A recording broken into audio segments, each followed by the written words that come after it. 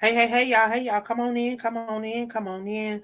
Y'all, we are every Monday taking the opportunity, Free Texas Campaign, Voices from Behind the Wall. Of course, I am the queen of collaboration, Angela Thomas Smith, giving these individuals that are incarcerated in TDCJ the opportunity to share on some of these things that is taking place behind prison wall, as well as how they have been treated throughout the judicial system. Of course, we know that corruption within the state of Texas have been on an all-time high and has been taking place over the last 3 to 4 decades. We have individuals that are wrongfully and overly incarcerated within the state of Texas.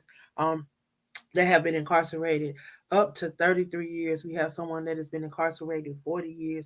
Y'all, we need to take a closer look at the state of Texas and what is going on within that judicial system and how they are locking these inmates out and just rushing them off as if they were no one. So, y'all, I want you guys to make sure that you are following the Free Texas campaign. Y'all, we are right here on Facebook. We're on YouTube. Of course, we have a petition going right now. You can sign off on that petition. Stand with us as we try to bring attention to the governors, the legislation, the senators, anyone that will take an ear and listen and an eye to open up some of these documents. Call for a further investigation. We need a committee that does not have personal interest in these cases and that can look at these cases and give a fair shake to these individuals, because you have individuals that have been locked up, wrongfully incarcerated. Um, you have individuals that have not having a fair trial. You're talking about going before all white jury. You are a black male and you're going before all white jury. And then after they give you your sentence, they laugh at you. And then you have a jury member ask if you can get the death penalty. And they think it's funny. It's not funny, y'all. It's not funny, no way, shape, or form. And it's time for these things to come to the light and for these things to be addressed. Yeah, um I think I have my guests calling back in. Was something happened. I had them on the line, but for some reason, they were disconnected. But y'all know we don't stop. We don't stop. We always keep it pushing. So I want to encourage you guys while I wait for them to come on. Y'all share this in your circle of influence. Um, Share this with somebody, because you never know. They may have someone incarcerated, or they may be in a position where they can assist that person that is incarcerated. So, y'all, share this out in your circle of influence. For those that do not know me, I want to thank you for tuning in. I am affectionately known as the queen of collaboration across these social media streets. My name is Angela Thomas.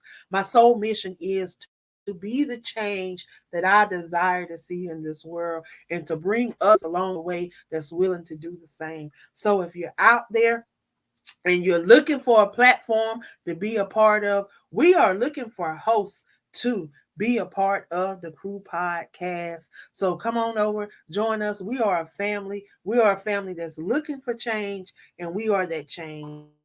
We lead by example. So come on over and join the team. Of course, I think I have my guests on. Guest, are you on? Yes, I am. All right. Well, how are you? I'm doing fine, and I'm hoping everyone else is doing the same. Well, if you My would, name is please, Robert. if you would just introduce yourself, and then share a little bit about how did you get here? Okay, my name is Robert C. Jackson, TDC number 1686823, and I'm from Dallas, Texas. And please let me state first that I'm very grateful for this time and opportunity to share with society the misrepresentation of which I breathe in Dallas.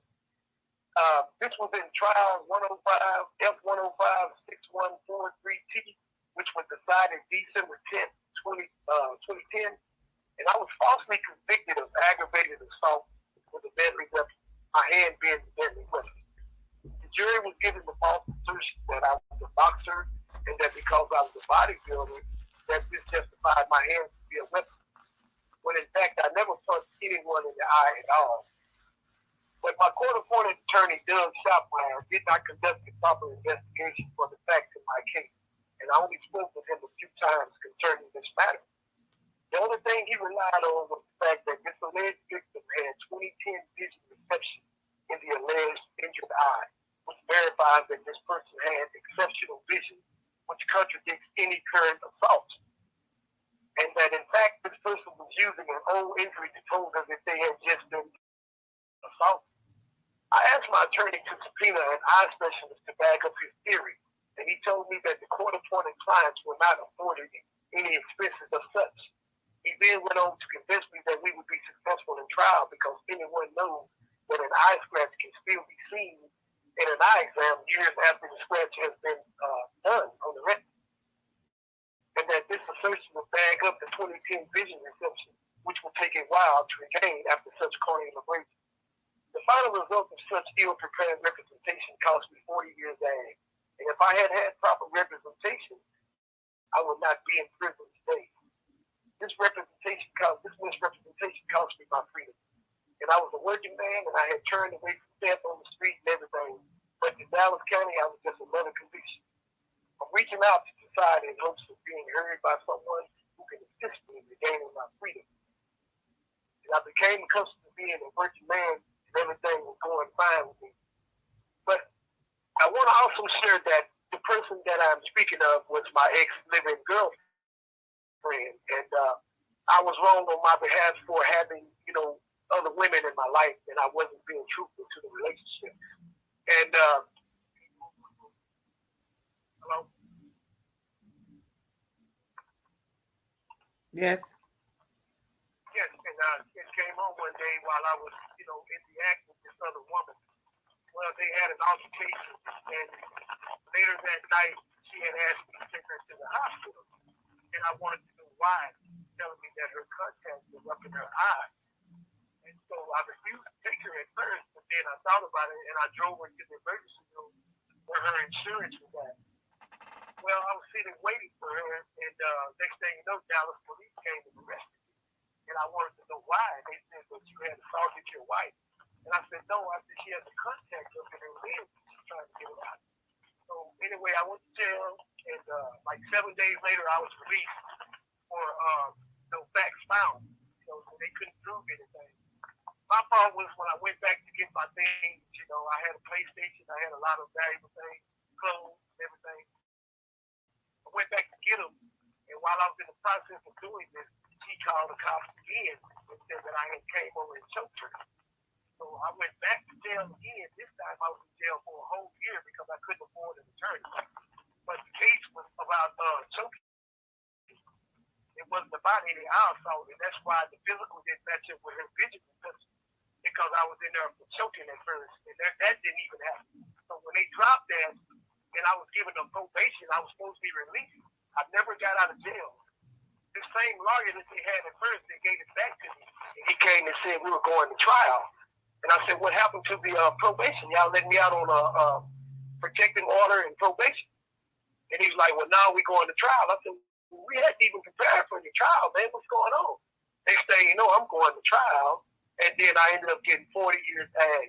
It's even in my transcripts where the girl had lied and said I caused her nerve damage when I hit her. And then they came back and showed medical records that there was not even a report of any nerve damage. I really just, but my whole story is, I admit I was wrong for being cheap and all that, and I shouldn't have done that. I had a strong desire for women, and that was wrong. I was weak on that level, but I had paid that already being down there. I'm 55 years old, 56, and I'm sitting there with all this time that I won't even be eligible to get out till another so many years up the road, and then I may not even get out. That's just a review. But I seek justice, and I'm hoping that someone can hear my story and file the proper petitions to help me get justice in Dallas County. They know, people know around the world right now, Dallas is known for their racism and not giving blacks a fair trial. This is what I have been a victim of. And I feel the need to share the story with society because I believe after I've been praying on it and everything, I think that the Lord is going to appoint me, find me somebody in the right time, the right person. And this is what I seek. Wow. But right now, yes, all I really have to say, I just, like I said, I feel bad for what I did, but it shouldn't have resulted in this. And I didn't even think that she would do that because she knows full well that I know that whatever that scratch came from, it was way before we got back together. So we had been together like she was a virgin when I had, the first one she was with. And then we got back together through her mother. But after that, I don't know what happened the whole time that I wasn't with her. And but all I just need somebody to file the right court, get me back in court so I can get justice. Wow. You would think that people would hear this and be like, okay, let's look into this. But it's sad because you are one of so many other individuals that I come across and have the opportunity to talk to that have been done the same way. And it's sad that so many cases like this is happening in the state of Texas. So I go and I Google Texas, the state of Texas and corruption, and found out all type of corruption that's been happening in the state of Texas that have plagued our black men. And I'm not just gonna say our black men, but those that do not have the necessary means to representation as well, because you have some Caucasians that are incarcerated as well that have been done wrong That's too. correct. So with these people, it's more about power and money. If you're not a person of power and you're not a person that have money, then they just push you to the wolves and just treat you as a number and just add you to their way of getting money, because this prison system is a money thing with these people. It's about power and money with them. And it's all about how many beds they can keep filled, because they know that they're going to get their money from the state as well as the taxpayer. And then they're going to get their money from all of these other third parties that they are allowing in to do all the things that they're doing. I'm disheartened. I'm upset, and I am just I'm at a point to where I'm not even in the state of Texas. I'm not a resident of the state of Texas. I've never even visited the state of Texas, but I tell you, my heart is in the state of Texas because it is sad that the people of Texas will allow this. You can Google corruption in the state of Texas, and so much comes up. Different things of what individuals are speaking on concerning this judicial system. I never understood how lawyers could become assistant DAs, later to become DAs, later to become judges on the Court of Appeal, and then they lock out these inmates. They deny their parole, and then the parole board is a joke. How can you put people on the parole board that does nothing but work inside prison systems and lock people up? Number one, they don't have a heart. Number one, they have not been through the stuff that we've been through. So I feel like a parole board should be made up of people in social working field, people that can help these people to transition back into the real world. We need rehabilitation. We need programs in place that's going to allow these people to get the necessary training that they need so that they can get back out here into society. Okay, people make mistakes. Even free people make mistakes. It's just some of us, we just don't get caught. Some of us have made mistakes that we need to be behind prison wall, should be up under the prison wall. But because of grace and mercy and us not getting caught is the reason why we're free. But we're just a step away. And these people that think that they got it going on right now, they need to wake up and realize you may have it going on today, but you can be that very next person that's behind prison wall. And these laws and these things that you put in place could be the very thing that will keep you right there where you're trying to keep other people in captive. So I urge the state of Texas, I'm urging the state of Texas to take heed and to listen to these people. I am giving these individuals an opportunity to speak on their behalf. These are not strips. These are not no monologues. These are these people's lives. Y'all have took these people's lives. Y'all have rewrote their lives. Not only have y'all affected them, y'all have affected their families. Y'all have affected their loved ones. Y'all have totally altered their lives. But guess what? When it's all said and done, he that created us, according to Jeremiah 29 and 11, the master plan shall come forth. You cannot stop it. You may delay it, but you can't deny it. You're going to be held accountable. You're going to be held accountable. I agree with that. That is a true thing, though. And I don't understand how people can, decide to act the way they act towards humanity when we all have been given the right to live, to have life and liberty and pursue happiness, even in their own rules and even their own policies. They still do not even uphold those and live by them. I thought about the whole process, not only just my case, but look at the people that have been messed around in these corrupt courts for what? A conviction to say that they are cleaning the streets up in the name of health and love and righteousness for society. But all the time, these people are corrupt because if they were not, the people like us would not even be here. You look at I'm sitting here. You brought that up. Now I'm sitting here and I'm just reminded of this current lockdown and right. Why they're under this current lockdown, statewide lockdown, because of supposedly the high outburst of drugs. Well, how is these drugs getting into the prison system? They're not walking in there. The inmates not bringing it in there. So how is it getting in there? How's it getting in there? So now they want to say that it's the mail. Okay, so y'all now went to this mail thing. So now the mail, but how these cell phones, how these drugs that is not being mailed in, how they getting in? There you go. And see, they're not talking about all these corrupt officers and these corrupt wardens, these corrupt people that sit in these offices and overlook what they want to overlook. So we're going to talk about my magazine. I have a magazine that was coming into the prison system and been coming into the prison system for almost a year now.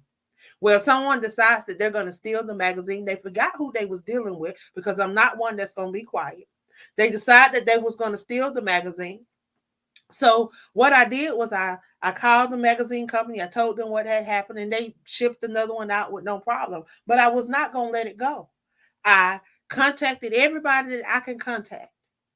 So the second set of magazines was on their way to the location, because the magazine comes out every month. So the magazine was on the way there and arrived, because they are tracked. People don't understand that every packages that move now through the U.S. postal system is tracked. So it was tracked, and it was told that it was signed for and picked up by the correction facility.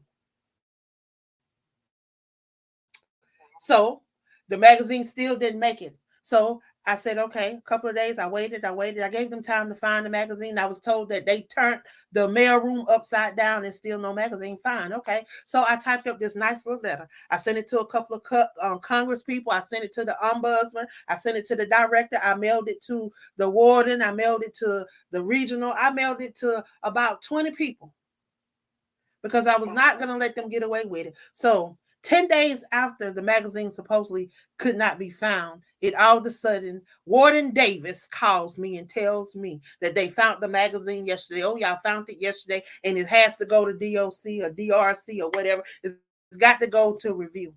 Okay, so you're sending it to review. Why has it got to go to review? Because he's going to tell me that it was not on some type of list. Okay, so I have the rule book. I contacted the people that does the policies and the procedures within the jail. So they sent me a PDF copy. So I got the PDF copy, and nowhere in there it says what he told me. And then the whole way that they handled the whole case anyway was illegal. They was not supposed to do it, because if they're going to compensate something, they were supposed to call Mr. Drummond or whoever the magazine was to go to. They were supposed to call them, and they were supposed to tell them that this magazine was being marked as contraband. They were supposed to have them sign off on something, and then they were supposed to send it. And they did not do that. He never even saw the physical copy of the magazine. They only brought a picture. And the only reason they brought it was they brought it the next day after Warden Davis called me and told me that they had found the magazine. So how is it he lied, Because how's it at the DRC being reviewed, and then y'all don't come into the next day and tell the lady over the mail room, the little white chick that's over the mail room, come out there and have Mr. Drummond to sign something. See, they did that to try to cover their butt, but it was too late because I already sent it off and I've already mailed it out. I see, and see what Davis failed to realize, that this wasn't the first time that this had happened, and it's been documented. I got the emails from where I had been emailing everybody, but see, I have the policy. See, you lied, because it does not say that nothing has to be on the list. It says that it has to come from the publishing company or the bookstore directly, and it came from the publishing company. I have the emails where I contacted the publishing company and told them what had happened at the prison system. So the second time they sent the magazine, they sent it by UPS, and somebody had to sign for it. Martinez had to sign for it. So then this time they kept the magazine. They told me that they put them on hold until they get back from the review. Okay. So now they're trying to keep them from getting outside information, because the magazine been coming in for a whole year, and then now you're going to say that it's on some type of list. See, y'all lying. And then when it comes back that the magazine is not approved, then that's going to be a lawsuit. And they better be prepared, because I'm suing their behind, because I'm sick of them. Sick of them. This type of corruption can only be contained so long, because even within these walls, I have talked with other officers, females, that have explained that they were they were not down with this unjustifiable conduct going on by the supervisors. And so you have some people that still talk to people, even though we have not yet seen any real overturning of the way the operations are around here. So, but you are right about that. That is, yourself. But the people listening right now, that's why I'm glad that you have put together this platform, because we need something this powerful to see what's going on inside of these walls also, as well as what those people, like us, have got convicted and falsely accused for things that have robbed us of our liberty, And then they get y'all in these and put y'all in these situations, and then they treat y'all unhumane. I'm talking about the meals that they've been sending and how they got y'all living. It's sad. But these people get to go home every night. They get to go home to their cozy, comfortable apartments, houses, condos, wherever they're going to lay their head down, and they get to see their family members. These Congress people that's sitting in these offices, they get to go out on date nights. They get to do all that, while they got wrongfully and overly incarcerated people behind these prison walls, and all they is a number to them, because they don't pay you for your work. They don't pay you for nothing that you do. Yeah, the state of Texas, along with 5 other states, are the only prisons that do not pay their workers. They need to reform this parole board, because it's a shame that they have these people that are on this parole board. Once these people get it in for you, they get it in for you, and there's no change in their minds. They can deny you every year you come up. They can deny you just because they don't like you, just because they don't like the way you tie your shoes, just because. Now, how you gonna tell somebody? Now, the thing is, you don't want to get in no trouble. You want to be a role model. You want to do all this. How they gonna say that you a fraud because you ain't got in no trouble? You ain't did nothing. You don't have no cases. They're going to deny you parole because you ain't got no cases. I never heard such in my life. But they do that in the state of Texas. That's crazy. How you going to deny me because I ain't got no case? How you going to deny me because I've been trying to be a role model? How you going to deny me because I've tried to do everything right? Right.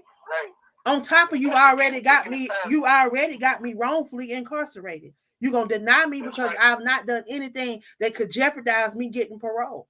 It's crazy. It makes no sense. But you got Greg Abbott. You got Monica De La Cruz, Ted Cruz, Carlos Sherman. You got Ron Reynolds. You got Congresswoman Sheila Jackson Lee. You got all these individuals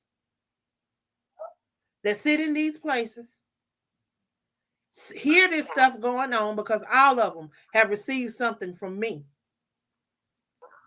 They have received something from me, but they're not acting upon anything. How can y'all sit in these places and say that you are for the citizens of the great state of Texas and doing nothing about it. Yeah, I'm on the outside looking in. But I've seen enough. I've seen enough to know that this is not right and that somebody needs to speak up. So guess what? I'm not sitting by, I'm not being quiet, because that's what have allowed us to get in these places now that we're in these situations that we're in now, because individuals don't want to open their mouth. Individuals don't want to correct these things that are wrong. Right. They don't want to stand up to these people. No, we can't keep turning the blind eye. Turning the blind eye got us in these situations. Turning the left cheek, turning the right cheek. I don't turn every cheek. I don't got no more cheeks to turn. I turn the left cheek, the right cheek, and every butt cheek. Ain't no more cheeks to turn. That's right. Ain't no more cheeks to turn. Now it's time for y'all to be accountable for that y'all have done. This wrongfully and overly incarcerated, this injustice that have taken place in the judicial system, as well as behind these prison walls. Because there's no way that y'all should be feeding grown men the way that y'all feed them. A slap of peanut butter on a moldy bread. All that stuff and food that don't even go together. I'm sure y'all getting money. I know that they are getting food and money from the USDA. They can go to the USDA and apply for grants. That's the warden's job. He need to apply for some of these grants. He need to get off his butt and he need to write for some of these grants. He can get them if he put in for it. Just like they give it to different organizations, they can do it. They can put in for everything else. I keep saying there's no reason why the state, if the state run this facility, why is the state not making sure that food is provided? Just like they make sure that these schools' food, that they follow the USDA guidelines. Why is the USDA guidelines are not being followed within these prison systems? I mean, it calls for simple stuff. And if y'all don't, if you're not gonna be able to do it with you need to get a nutrition staff. You need to have a nutritionist on staff, and you need to have a worker just like they have in the school system. What it hurt for these people to come in and work from 5 in the morning to 2 in the evening. They will have breakfast, lunch, and dinner prepared. And it won't be no peanut butter and jelly and no old bologna and no salami and no cornbread and no something that's falling apart. Something that you don't know what it is. That's sad. It's sad.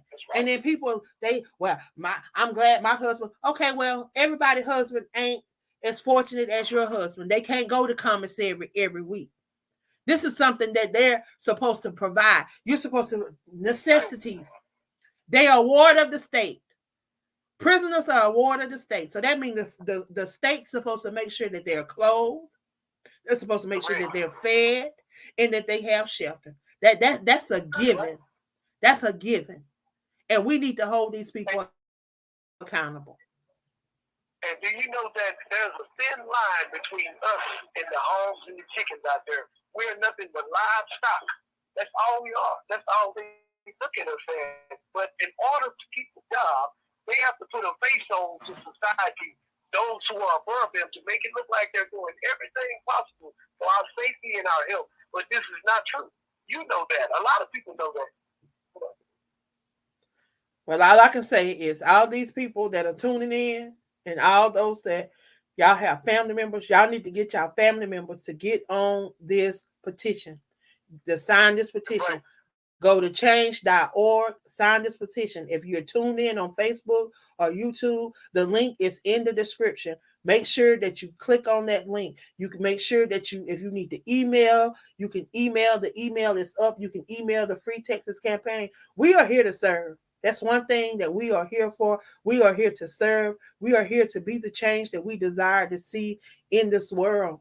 Not just in the state of Texas, not here just in South Carolina, not just in Georgia, not just in Tennessee and Mississippi, but around the world. We are the change. Y'all, if we want change, we got to be that change. We got to be that change. And you can't keep doing the same thing and think you're going to get a different result. Because if you're doing the same thing, you're going to get the same result. So now it's time for change. The state of Texas have failed its citizens, and it's time for change. If that means y'all got to get these people that's in office up out of office, then some people need to step up and say, hey, I'm willing to go I'm willing to go.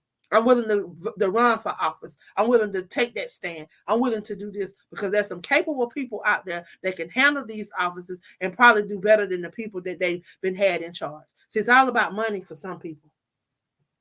It's all about money. Well, it's almost time for us to go. So if there's something that you would like to say to the people before we close out, we got about 2 minutes.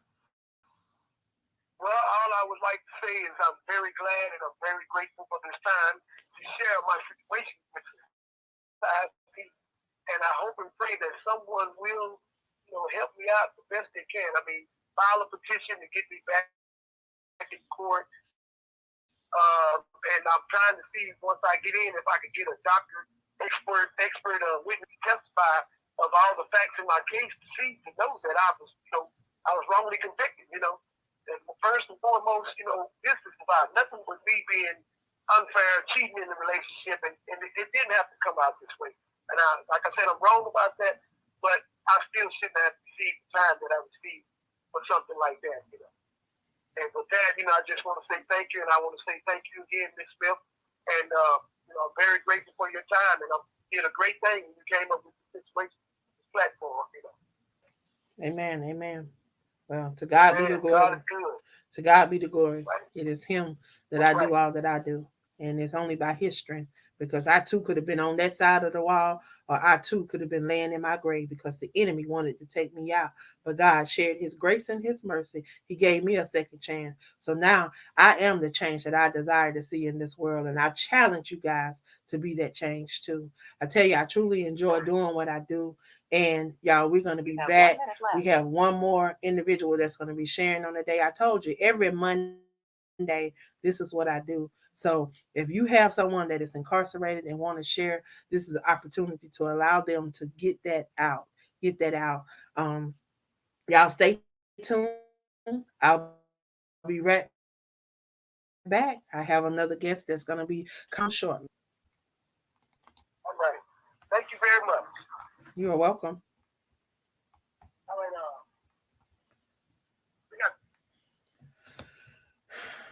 We got.